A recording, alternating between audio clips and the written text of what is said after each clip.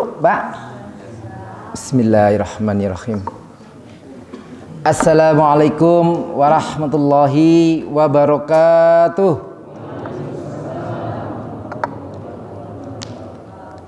Alhamdulillahilladzi an'amana bi ni'matil imani wal islam wa nusallimu ala khairil anam sayyidina Muhammadin wa ala alihi washabihi ajmain. A'udzu billahi minasyaitonir rajim. Bismillahirrahmanirrahim. Masalul ladzina yunfikuna amwalahum fi sabilillahi kamathali habatin ambatat sab'a sanabila fi kulli sumbulatin mi'atu habbah wallahu yudha'ifu liman yasha'u wallahu wasi'un alim. Shadaqallahu azim. Alhamdulillah, mari kita sama-sama panjatkan puji syukur kepada Allah Subhanahu wa taala atas segala curahan nikmat yang Allah berikan kepada kita sekalian, sehingga alhamdulillah kita pada pagi hari ini kita bisa bertolabul ilmi di masjid yang kita cintai ini. Mudah-mudahan apa yang telah kita lakukan selama 13 hari yang lalu, kita menjalankan ibadah Syaum Ramadan, kemudian tadarus kita, sedekah kita, amal-amal ibadah kita yang lain, semoga Allah terima. Kemudian juga Allah mengampuni segala dosa-dosa kita. Kemudian mari kita sama-sama juga berdoa, semoga Allah memberikan kesempatan, kekuatan, keikhlasan untuk kita semuanya, kita bisa menyelesaikan sampai akhir bulan Ramadan ini tentunya dengan penuh cinta dan penuh dengan iman dan takwa. Amin amin ya rabbal alamin. Seperti biasa, sebelum saya melanjutkan berbagi cerita, berbagi ilmu ini, mari kita sama-sama kita doakan untuk guru-guru kita, untuk orang tua kita, sahabat-sahabat kita, terutama wabil khusus kita bacakan Fatihah untuk Kiai Haji Uten dan Kiai Haji Maftuh Khalil rahimahullah ala hadiniyah wa kulinatin sholihah. Al-Fatihah. A'udzubillahi. Bismillahirrahmanirrahim. Alhamdulillah.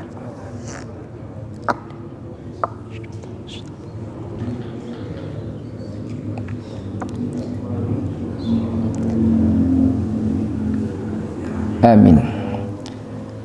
Jamaah kuliah subuh yang insya Allah dirahmati Allah, izin Ustadz Agus, Pak Haji, saya akan sedikit bercerita, berbagi, mudah-mudahan walaupun sedikit ya, ini sebagai catatan kita untuk bisa beramal soleh ya. Saya sih yakin seluruh jamaah yang hadir di pagi hari ini merupakan orang-orang yang setelah mengerti tentang sedekah ya, tentang bagaimana melakukan kebaikan ya. Namun izinkan sekedar untuk mengingatkan bagi yang mungkin barangkali agak lupa-lupa gitu ya. Jadi sebenarnya apa yang kita namakan sedekah itu ya? Karena ada beberapa istilah, ada sedekah, ada infak, kemudian juga ada zakat, ada wakaf gitu kan. Mungkin Ustadz Agus sudah sering menyampaikan ya perihal perbedaan-perbedaannya. Namun izinkan saya akan menyampaikan karena memang ada perbedaan walaupun ada sedikit ada kesamaan ya. Jadi pengertian mengenai infak itu adalah berarti mengeluarkan sebagian harta untuk kepentingan yang diperintahkan oleh ajaran Islam. Berbeda dengan zakat, ya, berbeda juga dengan sedekah. Karena kalau zakat ada aturannya. Nanti insya Allah barangkali biasanya menjelang akhir Ramadan itu para ustadz, para kiai atau siapapun itu akan sedikit mengupas perihal masalah zakat. Ya. Karena ada hitungannya kalau masalah zakat, termasuk zakat zakat mal dan zakat apa kalau fitrah ya. Ini juga kadang-kadang zakat fitrah pun jadi polemik gitu loh. Kenapa harus ditentukan dengan zakat sekarang zakat fitrah itu harus sekian ribu rupiah gitu. Padahal belum tentu orang-orang yang setiap harinya membeli atau memakan beras, memakan nasi, yang dimakan bukan berasnya ya, tapi beli beras untuk di nasi itu berbeda-beda gitu kan. Jadi ada yang patokannya takaran, ada yang sudah ditentukan jumlah rupiahnya sekian. Nah, kemungkinan kan bisa memberatkan kalau memang sudah ditentukan seperti itu. Jadi itu yang disebut dengan infak. Kalau infak tidak mengenal nisab ya, jadi infak dikeluarkan oleh setiap orang yang beriman baik dalam keadaan lapang maupun dalam keadaan sempit. Ayatnya di dalam Al-Quran itu ada surah Al-Imran 143. Jadi infak boleh diberikan kepada siapapun, misalnya untuk kedua orangnya. Nah itu ya kalau infak. Nah sekarang sedekah. Bapak Ibu yang dimuliakan Allah, jadi jika ditinjau dari segi terminologinya secara syariat, pengertian sedekah itu sama dengan infak ya, termasuk juga ketentuan dan hukumnya. Nah hanya saja kalau sedekah itu memiliki arti yang sangat luas dibandingkan dengan infak. Ketika Bapak Ibu misalkan ya pagi nih setelah selesai udah sahur apa dan segala macam, udah ambil air wudhu lagi, kemudian berangkat mau menuju masjid kita ini, masjid kita mulia ini. Di jalan ada sesuatu yang harus dipinggirkan. Kemudian ada temennya ketemu di perjalanan, di pengkolan, ketemu membaca assalamualaikum ya, atau menyapa dan segala macam. Itu adalah bagian daripada sedekah. Termasuk tadi yang anak menantu saya ini ya, tadi yang bagikan amplop, nggak tahu isinya apa, jangan dibuka sekarang nanti kaget lah barangkali cuman segini aja gitu kan. Itu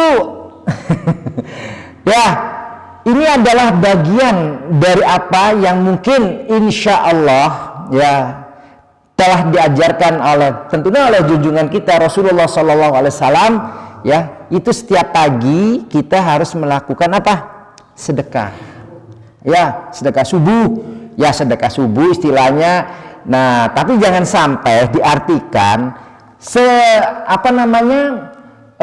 serangan fajar. Wah, serangan fajar oke bahasanya. Ketika kemarin ya sedang rame-ramenya mau pilek ya, ada ibu mau pilek nggak? Kalau saya nggak mau pilek, flu juga nggak mau. Pilek gitu mah Bu ya. Jadi dikatakannya itu adalah sedekah subuh, tapi niatnya beda. Nggak bisa ya Ustaz ya, kalau begitu ya nggak bisa ya. Ini benar-benar sedekah subuh atau memang serangan fajar ya. Kalau diartikannya misalkan dalam hatinya ya pengennya sih sedekah subuh, tapi ada niat lain yang lebih kuat. Nah ini karena Allah sesungguhnya akan melihat daripada niat itu sendiri ya kan. Jadi segala sesuatu innamal a'malu binniyat wa innamal likulli imri'in ma nawa. Jadi Allah itu akan melihat sebenarnya gitu. Apa tujuannya apa? Apakah serangan fajar agar mereka mau memilih dari yang memberikan, atau memang benar-benar sedekah subuh. Baik. Jadi itu ya. Hadis Imam Muslim dari Abu Dzar, Rasulullah SAW menyatakan bahwa jika tidak mampu bersedekah dengan harta, maka membaca tasbih, takbir, tahmid, tahlil, dan melakukan amar ma'ruf nahi mungkar, itu pun disebut dengan sedekah. Jadi Masya Allah, Bapak Ibu yang tadi pagi sudah jamaah, kemudian membaca tasbih, ya, kemudian membaca takbir, tahmid dan semuanya, itu sebenarnya sudah melakukan sedekah. Apalagi tadi diiringi dengan setelah sholat subuh, kemudian bersalam-salaman sambil senyum, ya sambil dalam hatinya ingat. Kadang-kadang salaman aja, ya itu tuh kalau tidak salah, itu ketika salaman kemudian kita ada sedikit tekanan ketika bersalam bersentuhan itu, tentunya ya tadi yang bapak-bapak tadi ya. Nah ini menunjukkan bahwa itu ada kesungguhan dalam hati bahwa ini benar salamannya itu, bukan asal ya pada tuil gitu tuh, itu beda. Tanya ke Ustadz, Mungkin ada beda. Jadi orang kalau salaman tuh biasanya kalau itu tetap agak sedikit tekan sedikit, tapi jangan diremes begini sampai jadinya sakit gitu ya.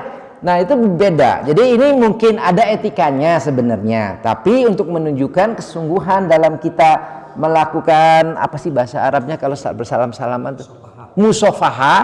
Nah itu harus ada kesungguhan musafahah itu ya. Kami pun diajarkan ketika kita sudah berkumpul dan segala macam itu, kalau di pondok itu mungkin di sini juga tadi juga sudah. Itu Buya selalu mengatakan nanti kita bermusafahah gitu kan. Kemudian itu tadi ya. Jadi agak sedikit. Jadi mungkin itu ya, mungkin itu. Nanti kalau pengen apakah itu ada hadisnya atau apa, nanti nanyanya ke yang lebih berkemampuan.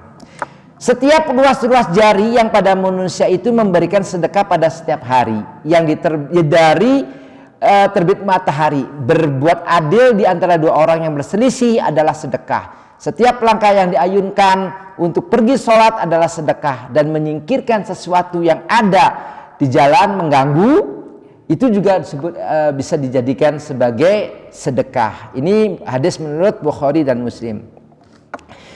Para jumhur mufassir dan ulama kontemporer juga menyepakati suatu kondisi sosial yang mewajibkan orang untuk peduli. Pada banyak riwayat dikatakan bahwa infak dan sedekah bukan mengurangi harta, bahkan sebaliknya menjadi banyak dan berkah. Dalam hal lain juga disampaikan bahwa infak dan sedekah dapat menghindarkan orang dari bala dan kesempitan. Nah, nanti insya Allah ada beberapa keutamaan bersedekah. Ya untuk tema hari ini itu ajalah judulnya ya, keutamaan bersedekah. Kemudian zakat. Nah ini zakat merupakan adalah satu rukun Islam dan menjadi salah satu unsur pokok bagi tiang syariat Islam. Oleh sebab itu, hukum menunaikan zakat adalah wajib bagi setiap muslim dan muslimah yang telah memenuhi syarat-syarat tertentu. Jadi nanti saya juga meminta insya Allah pada kajian-kajian terakhir Ustadz Agus tolong disampaikan perihal zakat ini, karena barangkali saja ada yang lupa gitu. Oh, kalau saya memiliki kepingan emas nggak saya pakai, bukan berupa perhiasan, berapa zakat yang harus dikeluarkan? Misalkan ya, saya punya tanah di mana gitu masih luas, tapi itu merupakan warisan dari orang tua. Orang tuanya sudah nggak ada, tanah itu disewakan. Nah, bagaimana zakatnya? Nah, itu hal-hal yang model begitu, karena kita diberi kewajiban untuk mensucikan harta kita, maka nanti insya Allah mohon dibantu ya tadi ya, gitu. Nanti insya Allah. Kemudian meninggalkan kewajiban zakat berarti meninggalkan salah satu rukun Islam. Dosa besar bagi mereka yang meninggalkan. Bila rukun Islam seperti membaca syahadat, sholat, puasa, dan haji memiliki hubungan langsung dengan Allah Subhanahu wa Ta'ala, maka zakat tidak saja memiliki hubungan langsung dengan Allah, tetapi juga memiliki hubungan dengan manusia secara sosiologis. Jadi ada hablum minan nasnya, ya. Begitu pentingnya peran zakat dalam pembangunan masyarakat Islam. Nah, insya Allah nanti akan dibahas di lain waktu. Jamaah kuliah subuh yang insya Allah dirahmati Allah. Sebelum saya melanjutkan pembahasan ini, izinkan saya mau bercerita tentang manfaat dan fadilah dari bersodakoh ini. Jadi ini ada satu kisah. Namun sayang kisahnya ini saya ngambil cerita di zaman Nabi Musa. Kenapa di zaman Nabi Musa? Karena salah satu mukjizat yang Allah berikan kepada Nabi Musa itu bisa berkomunikasi dengan Allah. Jadi setiap nabi kita tahu ada yang diberikan kelebihan-kelebihan, mukjizat-mukjizat, ya. Nanti ini juga mungkin ada beberapa pertanyaan yang nanti untuk jadi hadiah. Mukjizat siapa, nabi apa? Ya, mau Bu? Masih mau hadiah nggak? Mau, baik. Ya, karena kemarin ada masih ada amplopnya. Bismillah, ya. Baik. Jadi dikisahkan pada zaman Nabi Musa ada hidup sepasang suami istri. Kemudian suami istri ini serba kekurangan dan bertahun-tahun kekurangan. Kehidupan mereka tergolong sangat miskin. Namun mereka tetap sabar dan berupaya keluar dari belenggu kemiskinan. Suatu hari saat mereka berdua ini sedang ngobrol bersama suaminya, dia berkeluh kesah, walaupun ada sabarnya berkeluh kesah, menginginkan dalam kehidupannya merasakan bagaimana apa yang dirasakan oleh orang-orang kaya di sekitarnya. Ya. Kemudian karena tahu bahwa dalam cerita atau mungkin ya dari rumor kalau bahasa sekarang bahwa Nabi Musa itu ketika berdoa kepada Allah atau berkomunikasi dengan Allah dan Allah segera bisa mengijabah, ya tentunya sesuai dengan yang disampaikan dengan kebaikan. Maka esok harinya kedua orang tersebut mendatangi siapa? Nabi Musa. Mendatangi Nabi Musa dan menyampaikan keinginannya. Ya, setelah berdialog panjang lebar, kemudian tujuannya ketika menghadap Nabi Musa itu adalah, wahai Nabi Musa, Nabiullah, tolong sampaikan kepada Allah ya, agar Allah memberikan kesempatan kepada suami istri tersebut diberikan kekayaan. Nah, seperti itulah inti dari ceritanya. Kemudian bagaimana? Akhirnya Nabi Musa ya berdialog dengan Allah, menyampaikan bahwa ada hambanya yang menginginkan kaya gitulah. Intinya seperti itu. Kemudian alhamdulillah setelah Nabi Musa menyampaikan pada Allah, singkat ceritanya Allah memberikan kesempatan kepada keduanya itu kaya. Tapi waktu itu disampaikan kekayaannya hanya 1 tahun. Bayangkan coba, orang diberi kekayaan, ya kemuliaan dan segala macam berlimpah, tapi dibatasi 1 tahun. Kalau ibu bapak mau nggak? Kaya banget gitu, tapi 1 tahun setelah itu miskin lagi. Mau nggak? Mau nggak kira-kira seperti itu? Ya lumayan setahun ya lumayan ya. Tiasa meser bedokan awisnya. Iya, apalagi misalkan mendekati Idul Adha gitu kan, bedognya manfaat. Ya. Mau nggak kira-kira? Nah, ya mungkin kita semua mengatakan nggak mau, ya. Padahal yang namanya kekayaan pun kalau kita tidak bisa memanfaatkannya dengan kebaikan, Masya Allah, itu ancaman buat kita nanti kelak di akhirat. Tentunya gitu kan? Nah, akhirnya suami istri itu kebetulan suami istrinya ini mungkin kalau sekarang itu jamaahnya Al-Ikhwan. Jadi benar-benar kekayaan yang Allah berikan itu dimanfaatkan untuk apa? Untuk kebaikan, untuk berderma, untuk membantu, untuk apa? Karena dalam waktu hitungan beberapa hari, beberapa bulan itu tuh terus kekayaan itu berlimpah. Gak diceritakan apakah si suami istri itu gara-gara jualan candil mendekati Ramadan atau di bulan Ramadan jualan kelapa hijau, kelapa muda, kemudian jadinya kaya raya, nggak dijelaskan. Tapi yang jelas suami istri itu kaya raya, Bu. Ya, dengan kaya rayanya itu pinter keduanya. Ya, kedua kalau suami istri itu mengatakan kalau begitu kita gunakan saja kekayaan ini untuk membantu banyak orang. Kemudian selama tahun kita akan memberi makan orang fakir dan menyantuni anak-anak yatim.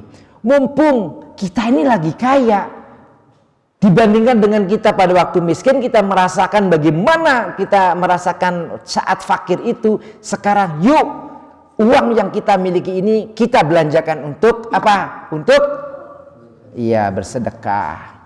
Sang suami pun setuju dengan gagasan itu. Lalu mereka membangun rumah singgah untuk membantu para musyafir. Rumah itu dibangun dengan 7 pintu. Masing-masing pintu menghadap ke jalan yang berjumlah 7 persimpangan. Ada nggak ya simpangan 7 ya? Baru 5 di Bandung banyak. Ini mah 7. Ini saking ininya. Persimpangannya itu ada 7. Keluarga ini pun mulai menyambut setiap musafir yang datang dan memberi mereka makan dan tempat singgah gratis siang dan malam. Nah, mereka terus sibuk melayani selama berbulan-bulan. Setiap ada yang minta dikasih. ada yang pengen tidur diberikan saat untuk beristirahat dan segala macam. Kehidupan mereka pun tetap kaya. Mereka lupa dengan tenggat waktu yang ditetapkan Allah tersebut. Melihat itu, nah ini Nabi Musa kaget. Kenapa sudah diberikan waktu tenggat waktu 1 tahun, kok ini nggak miskin-miskin, nggak kembali kepada semula. Nah, kemudian Nabi Musa bertanya kepada Allah seraya berkata, ini yang penting nih, wahai Rabb, Engkau telah menetapkan syarat kepada mereka hanya 1 tahun untuk menjadi kaya. Sekarang sudah lewat 1 tahun, tetapi mereka tetap hidup dengan kaya. Gitu. Ini siapa yang mengatakan begitu? Nabi Musa. Kemudian Allah berfirman. Nah, ini juga penting karena ini firman Allah, kita dengarkan. Wahai Musa, aku membuka 1 pintu di antara pintu-pintu rezeki kepada keluarga tersebut. Lalu mereka membuka 7 pintu untuk membantu hamba-hambaku. Wahai Musa, aku merasa malu kepada mereka. Tuh, Allah saja malu gitu ya, wah malu pada mereka. Walaupun tidak akanlah ya, tidak bisa seorang makhluk melebihi dari Allahnya sebagai penciptanya. Wahai Musa, apakah mungkin hambaku lebih dermawan dariku? Kata Allah. Kemudian Nabi Musa menjawab, Maha suci Engkau ya Allah, betapa maha mulia urusanmu dan maha tinggi kedudukanmu. Nah, jadi dari kisah di atas dapat kita petik pelajaran ya, betapa dahsyatnya keutamaan dari bersedekah. Dalam satu hadis Rasulullah Sallallahu Alaihi Wasallam bersabda, tidak ada 1 hari pun seorang hamba memasuki waktu pagi padanya, kecuali ada 2 malaikat yang turun dari langit dan salah satunya berdoa, ya Allah, berikanlah ganti untuk orang yang berinfak. Dan malaikat yang lain pun berdoa, ya Allah, berikanlah kebinasaan untuk orang-orang yang menahan diri tidak berinfak dan mengambil sesuatu yang bukan haknya. Jadi ini ada 2, yang satu malaikat itu ya mendoakan penggantian bagi orang yang melakukan infak itu dengan ganti yang banyak. Kemudian yang satu lagi, malaikat yang satu berdoa, berikanlah kebinasaan untuk orang yang menahan diri tidak berinfak dan orang yang mengambil sesuatu yang bukan haknya. Ya. Saya lanjutkan. Dalam Al-Quran Allah telah berfirman di surat As-Saba ayat 39. Dan barang apa saja yang kamu nafkahkan, maka Allah akan menggantinya, dan dialah pemberi rezeki yang sebaik-baiknya. Bapak Ibu, ini di surat As-Saba ini ada cerita yang sangat luar biasa loh untuk kita semuanya, untuk kita tadaburi, untuk kita untuk mengingat. Kira-kira tahu nggak ada kaum apa di situ yang dihabiskan oleh Allah gara-gara kaum tersebut? Ya tentunya karena tidak taat kepada Allah. Nanti saja itu pertanyaan untuk hadiah. Kalau sekarang dijawab nggak enak nanti ya. Ada yang Google boleh. Ya. Kan sekarang kan iya enak kalau ada pertanyaan belum siap menjawabnya, cari di Mbah. Ya, Mbah Google. Baik. Ini masih cukup waktunya. Ada beberapa keutamaan tentang sedekah. Boleh dicatat. Karena nanti akan barangkali nanti akan ditanyakan. Pertama, sedekah tidak mengurangi rezeki.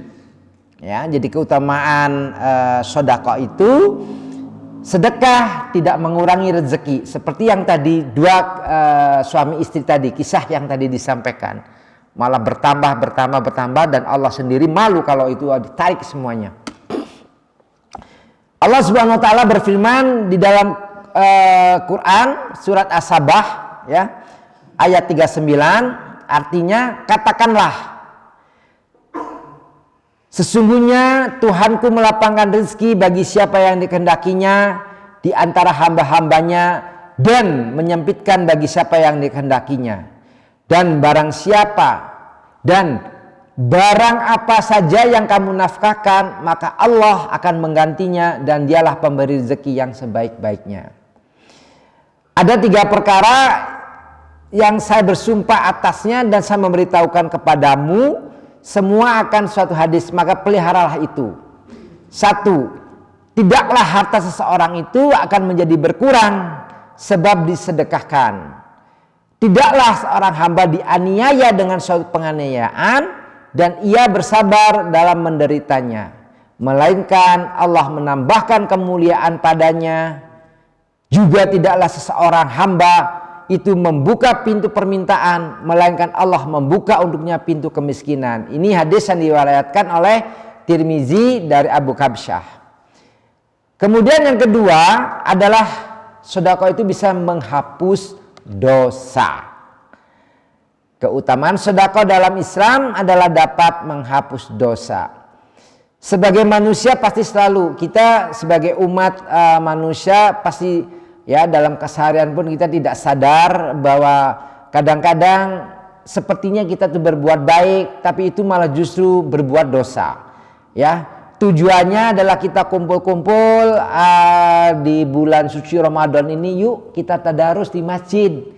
Benar, tadarus di masjidnya benar. Ya, membaca Qur'annya insya Allah benar karena ada pembimbingnya. Hari pektes setelah selesai tadarus minggir tahnya, ibu-ibu teh kumpul, bapak-bapak teh kumpul. Ya bukan kok bapak ibu-ibu sama bapak-bapak kumpulnya, ibu-ibu sendiri, bapak sendiri. Kemudian mulailah di situ. Ya, setan tidak mau mereka yang telah mendapatkan pahala dari tadarusan bersama tadi itu dibawa pulang dan dicatat sampai di akhirnya, di akhir hayatnya maksudnya. Kemudian mulailah dibuka pembicaraan. Ada si eta teh kumaha. Nah, terus akhirnya berkembang, disitulah mulai gibah gitu ya. Wah, setan tepuk tangan, alhamdulillah. Ya, dapat nih kita mancing kata setannya gitu. Ya, seperti itu. Jadi awas, hati-hati. Boleh melakukan tadarus dimanapun, masya Allah. Tapi setelah itu ya kita cukup. Kita pulang masing-masing dengan membawa apa? Membawa ya kalau dikatakan pahala ya atau kebaikan, hari itu kita bawa pulang dan insya Allah itu jangan sampai habis ya dipengaruhi oleh setan. Berikutnya, memberi naungan di hari kiamat. Nah ini masya Allah, kalau kita sering dengar cerita bahwa nanti setelah hari kiamat itu semua manusia itu wafat, meninggal, kemudian nanti dibangunkan gitu ya. Nah, diriwayatkan dalam hadis Ahmad, Rasulullah bersabda tentang keutamaan sedekah dalam Islam. Naungan bagi seorang mukmin pada hari kiamat adalah sedekah. Dengan banyaknya keuntungan yang didapatkan melalui sedekah, umat Islam dianjurkan untuk gemar bersedekah apalagi di bulan Ramadan. Jadi tadi karena sedekah itu tidak mesti dalam bentuk amplop yang ada isinya, maka ya harus apa? Harus kita bersedekah dengan cara yang lain. Oh ya, mohon maaf Bu, itu yang ngisi bukan saya, yang ngisi itu orang lain. Kalau ada yang kosong nanti angkat tangan ya. Ya, ini saya sudah siap-siap karena saya percaya ke yang ngisinya gitu loh ya. Ya barangkali bisi, wah ya Pak Haji itu nggak bohong cenah gitu kan, karena saya nggak meriksa Ustadz ya, pokoknya yakin dan percaya, udah siap semua, udah katanya baik. Iya. Nantilah ada nggak enak. Kemudian mendatangkan keberkahan. Keutamaan sedekah dalam Islam dikatakan dapat membersihkan harta sehingga mendatangkan berkah. Sebagaimana yang dicatatkan dalam firman Allah Subhanahu wa taala, ambillah sebagian dari harta menjadi sedekah, zakat. supaya dengannya engkau membersihkan harta itu dari dosa dan mensucikan mereka dari akhlak yang buruk. Itu di dalam surat At-Taubah ayat 103. Ya. Kemudian selanjutnya sedekah membuka pintu rizki. Rasulullah Shallallahu Alaihi Wasallam pernah bersabda, turunkanlah, datangkanlah rizkimu dari Allah dengan mengeluarkan sedekah. Hadis riwayat Al-Baihaqi. Sebagai balasannya Allah Subhanahu Wa Taala memberikan pahala yang besar serta mengganti rezeki yang disedekahkan dengan rezeki yang lebih besar. Bahkan kita pun akan didoakan oleh para malaikat. Tadi ya, jadi satu malaikat mendoakan kita gitu. Dari Abu Hurairah radhiyallahu an bahwa Rasulullah sallallahu alaihi wasallam bersabda yang artinya tidak ada suatu hari pun ketika seorang hamba melewati paginya kecuali akan turun atau datang dua malaikat kepadanya. Tadi ya sudah sebenarnya salah satunya berkata, ya Allah berikanlah pengganti bagi siapa yang menafkahkan hartanya, sedangkan yang satunya lagi, ya Allah berikanlah kehancuran, kebinasaan kepada orang-orang yang menahan hartanya yang bakhil. Hadis riwayat Bukhari. Berikutnya, sedekah melipat gandakan rezeki. Ya, dan 6 ya Bu ya, udah ke-6. Perumpamaan nafkah yang dikeluarkan oleh orang-orang yang menafkahkan hartanya di jalan Allah adalah serupa dengan sebutir benih menumbuhkan 7 bulir. Pada tiap-tiap bulir itu menjadi 100 biji. Allah melipat gandakan ganjaran bagi siapa yang dikehendaki dan Allah Maha Luas. Ini ada di dalam surat Al-Baqarah ya 261. Jadi kalau Al-Baqarah tulis saja 2.261. Suatu hari ini ada cerita lagi. Nah, ini di zamannya Rasulullah ya. Di zamannya Rasulullah kita tahu bahwa Rasulullah itu sebenarnya bukan orang yang kaya raya.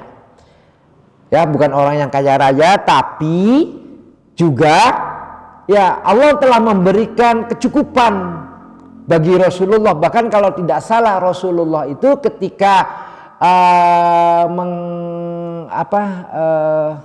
nikah dengan Siti Khadijah itu mas kawinnya itu kuda ya Ustaz ya, onta-onta itu yang sangat mahal sekali gitu. Jadi kalau dikatakan miskin karena memang di rumahnya Rasulullah itu yang sering kita dengar bahwa tidak ada stok makanan pun tidak banyak, secukupnya gitu. Nah, ini ceritanya seorang pengemis mengetuk pintu Rasulullah.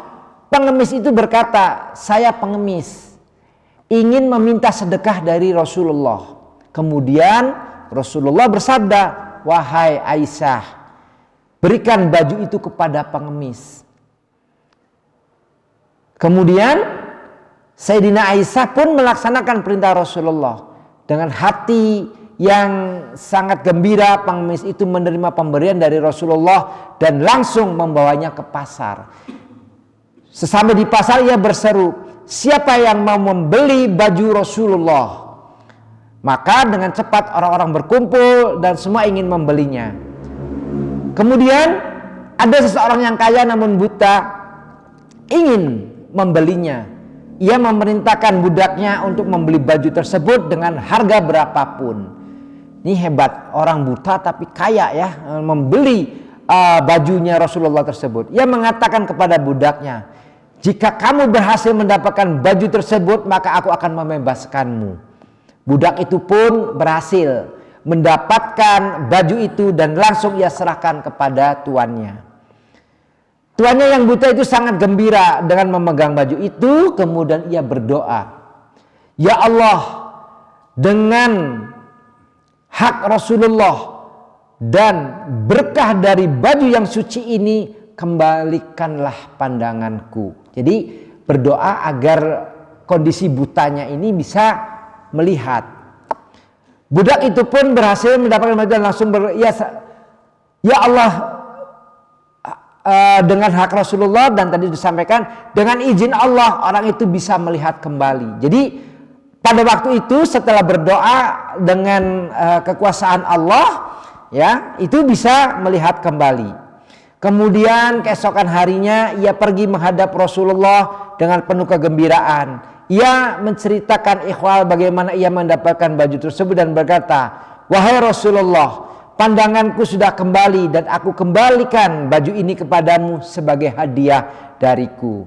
Nah, kemudian Rasulullah bersabda kepada Sayyidina Aisyah, "Coba Aisyah, perhatikan baju itu. Wahai Aisyah, dengan izin dan berkahnya ia telah mengkayakan orang miskin." Tadi orang miskin yang tadi meminta kepada Rasulullah dan diberi baju itu kan jadinya kaya karena menjual bajunya Rasulullah. Kemudian dengan baju itu bisa menyembuhkan orang yang buta, ya. Dan ketiga, bisa memerdekakan budak, dan kembali lagi kepada Rasulullah baju itu. Jadi artinya dengan sodakoh itu nanti ibu jangan khawatir. Itu modelnya itu dia akan berputar, ya, kembali lagi kepada diri kita. Sesuatu yang tadi telah disedekahkan, jangan khawatir Allah menggantinya setelah itu melewati beberapa manfaat. Bayangkan coba, kalau harta yang telah kita sedekahkan itu akan menjadikan seseorang senang, akan menjadikan seseorang sehat, akan menjadikan seseorang bisa bekerja kembali, orang tersebut bisa bla bla bla bla bla sampai akhirnya, dan itu kembali lagi kepada diri kita. Ya, yang ketujuh, sedekah adalah naungan kita di hari kiamat. Rasulullah SAW bersabda yang artinya naungan bagi seorang mukmin pada hari kiamat adalah dengan sedekahnya. Yang kedelapan, sedekah menjauhkan diri kita dari api neraka. Ya, jauhkan dari api neraka. Nanti kita juga di 10 hari terakhir ada ini ada yang bilang kalau ada hidayat bukan hadis yang sahih, ya. Jadi 10 etape ketiga di bulan Ramadan ini itkun minanar, ya. Jadi kita akan dibebaskan dari api neraka gitu kan. Nah, ini juga dengan sedekah saja itu bisa membebaskan kita dari api neraka. 9, sedekah bisa mengurangi kesakitan ketika kita sedang sakaratul maut. Subhanallah, ya. Gitu, padahal kalau tidak salah malaikat pencabut nyawa siapa ibu? Ijrail. Ijrail itu nanti katanya setelah semua makhluk itu sudah mati dicabut oleh dirinya, akhirnya Allah memerintahkan kepada Ijrail, sekarang itu sudah kamu cabut semua, kurang lebih seperti itu, nyawa makhlukku. Sekarang terakhir kamu sendiri yang harus mencabut nyawamu sendiri. Masya Allah, Ijrail aja ketika dicabut nyawanya oleh dirinya itu katanya, Masya Allah, ya Allah, ternyata dicabutnya nyawa ini sakitnya luar biasa. Ijrailnya sendiri malaikat, ya Bu, ya.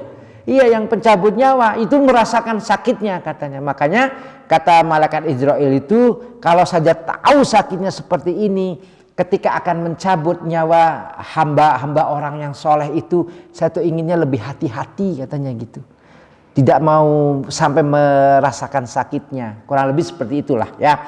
Kemudian sedekah dapat mengobati orang sakit. Loh, kok sedekah kok bisa mengobati orang sakit, ya Bu, ya? Hari ini Rasulullah Sallallahu Alaihi Wasallam bersabda, bentengilah hartamu dengan zakat, obati orang sakit dengan bersedekah, dan persiapkan doa untuk menghadapi datangnya bencana. Gitu, ya.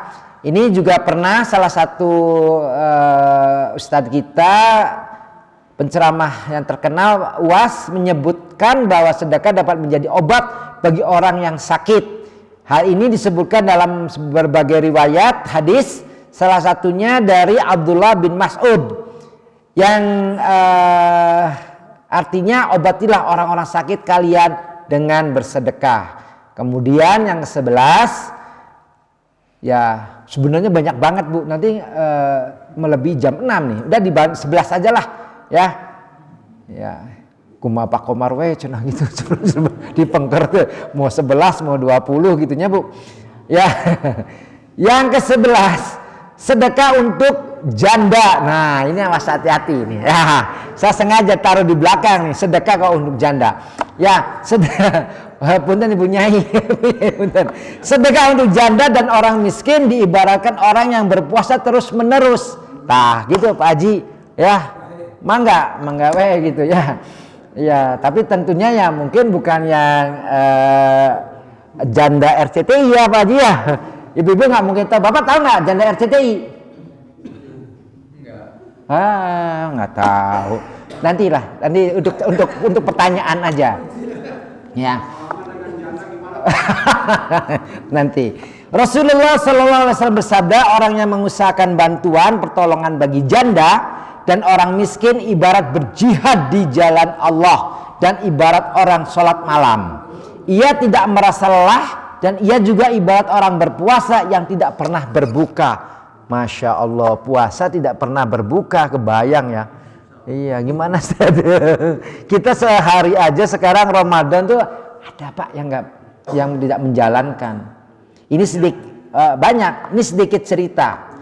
Jadi saya kan punya beberapa karyawan ya.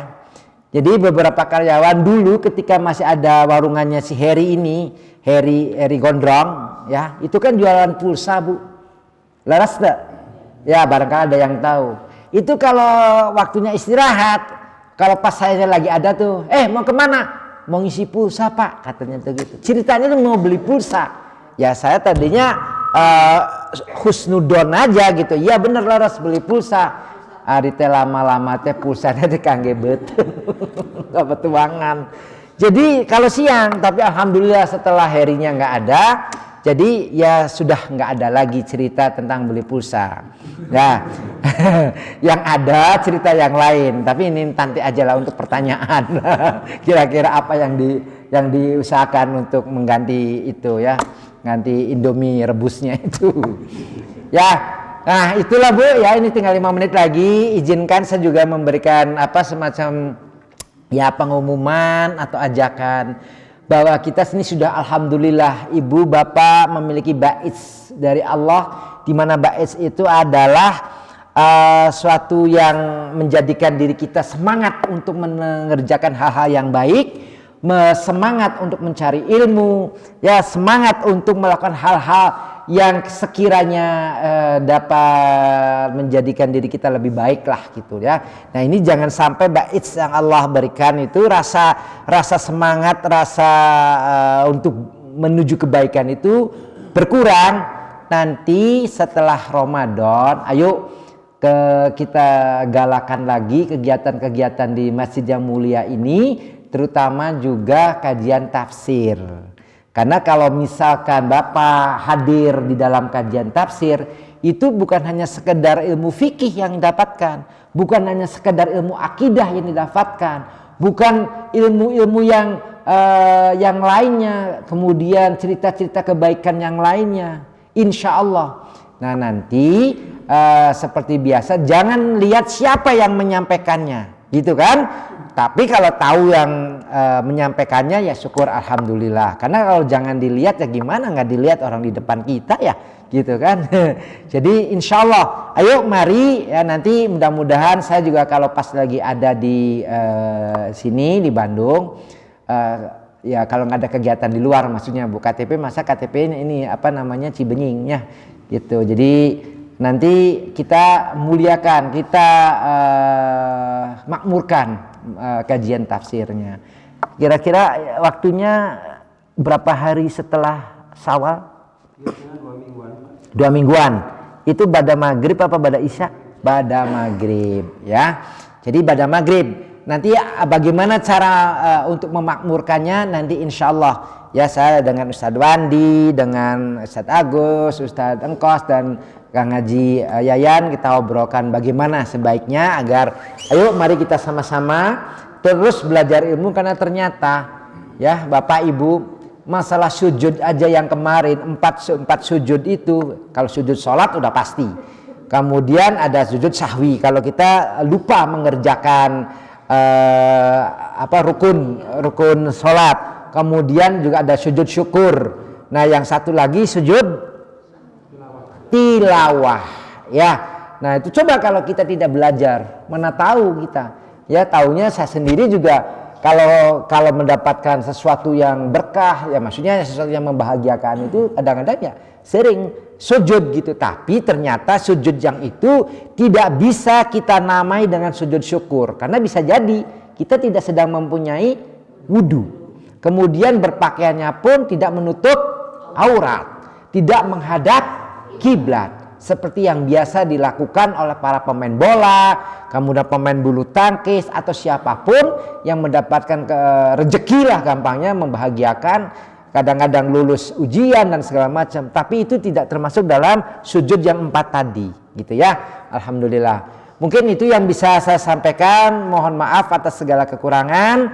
Kemudian ini ada, karena kemarin ada yang tetap meminta dibawakan buku, jadi kalau yang sudah bukunya sama tolong nanti minta ditukar saja. Bertanya tentang ini, tapi ada ini halang gini ya. Tenang, saya ada yang nge-backup. Kalau main bulu tangkis itu ada yang gendong, mangga cekokom. Kalau zakat fitrah itu kan kita selalu ada ijab kabul ya, memberikan zakat ini kalau zakat fitrah. Kalau misalnya zakat mal, kalau zakat yang lainnya misalnya kita kadang-kadang kita kan misalnya transfer kayak gitu kan. Kalau sekarang lebih praktis kayak gitu, itu gimana? Karena mungkin kan kita ingin ini mengeluarkan zakat misalnya, atau gimana gitu yang zakat misalnya zakat mal gitu ya. Jadi harus seperti kan ada ini, misalnya biasanya ada ijab kabulnya, ada ijab kabul. Ya, jadi kalau nanti lengkapnya tanya ke Ustadz Agus, tapi ya kebiasaan dari dulu kami kalau yang mengenai zakat, kalau zakat fitrah itu diberikan kepada orang yang lebih kepada fakir miskin, kalau perwakilan ya, perwakilan bisa di masjid atau bisa langsung, tapi kalau komar keluarga itu biasanya langsung kalau di Cirebon, dan yang mengirimkan itu anak-anak. Jadi setelah kami biasanya gini nih, habis maghrib udah buka, sebelum sholat isya kami kumpul, kemudian sudah disiapkan, sudah ditimbang semua, kemudian baca doa satu-satu, yang nggak bisa diajarkan, kalau anak kecil dibantu oleh orang tuanya. Setelah itu dikirimkannya langsung kepada tadi yang bukan ke amil. Tapi kalau misalnya di kota ini misalnya susah kan, kita ada yang tempat mengumpul-ngumpul, kemudian di pesantren dan segala macam.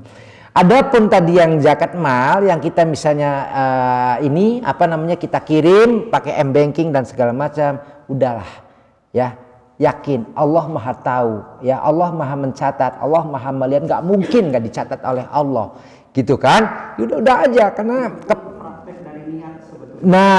niat. Jadi ya tadi innama a'malu biniat gitu ya, jadi kan Allah tuh mencatatnya itu adalah niatnya gitu ya Tad. Iya. Oh ini sunat. Jadi nah gitulah pokoknya, langsung aja bismillah, gitulah ya, bismillah, tapi bismillah dulu agar sedekahnya itu berapapun jumlahnya akan menjadi ibadah. Kalau nggak niat ya sayang gitu ya. Oh nggak jadi tuh, malah nggak jadi, nggak nyampe kemana-mana. Yang nyampe sebenarnya ke rekeningnya, tapi akhirnya tidak kembali kepada kita gitu. Baik, ini habis nih waktunya ya. Ayo di cerita As-Sabah tadi, di surah As-Sabah ada cerita kaum apa yang dihabiskan oleh Allah? Katakan. Ini Pak Haji mau Jibril, mau akidah. Punten. Akidah. Ayo, sebutkan keutamaan sedekah 11. 2. Ayo, 2 aja, Dek. Ayo, Dek, apa, Dek? Itu. Pernah belum dapat? Belum, enggak? Apa keutamaan? Agus mana Agus? Ayo, naros ke sabelahna. Ya, bagus, kasih Gus. Padahal saya nggak dengar, udah ya aja lah.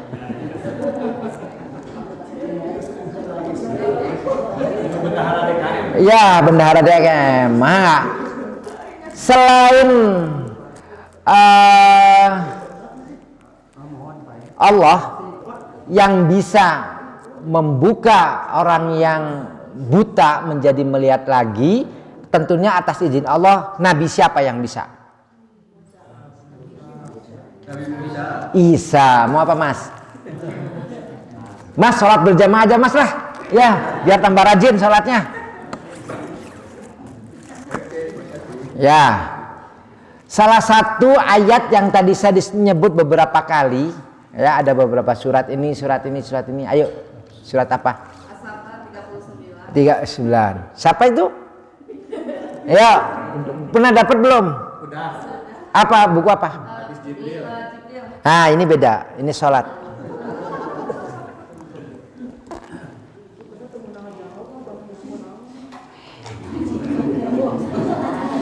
Pak Haji punya pertanyaan apa? Pak Haji Edi, ini pertanyaan apa? Ngasih pertanyaan Pak Haji. Saya bukan pertanyaan ini kan yang menyangkut Akhlak. kita pekerjaan sehari-hari, kalau ibu-ibu, bapak-bapak suka kalau belanja itu pengen nawar. Apakah nawar itu hal baik atau memang dilarang atau boleh? Pak Haji, dah lanjut. Yang dagangnya orang yang butuh, misalnya dagang kangkung 10.000, dua ikat, ditawar sampai 5.000, kasihan kan? Maksudnya dikasih berapa malah kita menawar gitu. Itu akhlak yang gimana yang semestinya lebih baik. Ya singkat aja lah, kalau untuk orang-orang yang seperti itu nawar sih boleh, tapi jangan kalau kangkung seikat kemudian ditawar. Seikat ditawarnya tuh gimana kalau 1.000 rupiah, ya nggak mungkin lah, kasihan lah. Iya, jadi gini lah, kalau kita jadikanlah orang yang bisa berbuat lebih baik, ya kalaupun misalnya nawar, ya jangan seperti itulah, total dulu, boleh nggak kirang 1.000 gitu, ya, pura-puranya, oh mangga, pas begitu dikasih kembalian 1.000, ini silakan ambil lagi saja, gitulah, ya kalau kita tidak mau bisa nambah, ambil lagi saja. Ya itu sih mudah-mudahan ya Pak Haji, jamaah kita mah bager Pak Haji, sudah tenang lah, baik lah, nggak mungkin lah nawar-nawar kangkung ya. Kita kalau beli di Cina aja di toko-toko besar nggak bisa nawar, iya kan, kita mau aja. Kenapa kalau kita sama orang yang lebih maksudnya membutuhkan, kemudian kita ngepres, ya jangan sampai. Insya Allah jamaah kita mah akhlaknya tidak seperti itu. Satu lagi, pertanyaannya apa Pak Haji ini? Ngasih pertanyaan kepada jamaah untuk hadiah. Tadi kaum Ad ya. Kemudian siapa yang bertanya? Ustaz lah nanya. Kasih pertanyaan tadi. Satu lagi nih. Bebas saja, iya. Nah, loh. Siapa nabi yang bisa langsung berkomunikasi dengan Allah? Nabi Musa. Mana? Nabi Musa. Ya sini sekarang. Apa? Udah pernah dapat belum? Ya sini. Gus. Tadi dulu Gus. Ini Cekoko masih kan dikasih amplop nih. Nih. Nah. Bukan biar enggak ini jadi fitnah. Kemarin beliau ini ngasih 10 bungkus. Kue naon ya teteh? Nah, jadi itu bayarannya gitu. Lunas. Baik, demikian billahi taufiq wal hidayah. Wassalamualaikum warahmatullahi wabarakatuh.